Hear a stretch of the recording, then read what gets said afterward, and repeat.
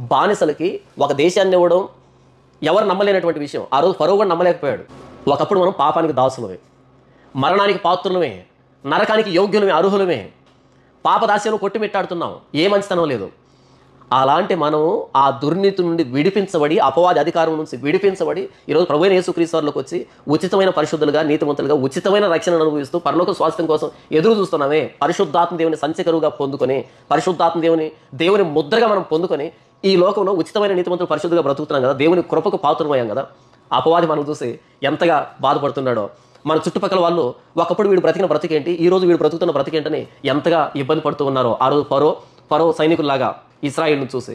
కాబట్టి బానిసలకు దేవుడు ఒక స్వాస్థ్యాన్ని, సరిహద్దు నియమించాడు అంటే దాన్ని మనం నమ్మొచ్చు. కానీ ఇంతగా చెడిపోయినటువంటి పాపిని, ఎంతగా చెడిపోయాను, ఇంత పాపిని నాకు పరలోక స్వాస్థ్యాన్ని దేవుడు ఇస్తున్నాడు అని అంటే మనకు అర్థం కాక ఇలా మాట్లాడుకుంటున్నాం. కానీ నిజంగా అర్థమైతే ఎంత ఆనందం అనిపిస్తుందో.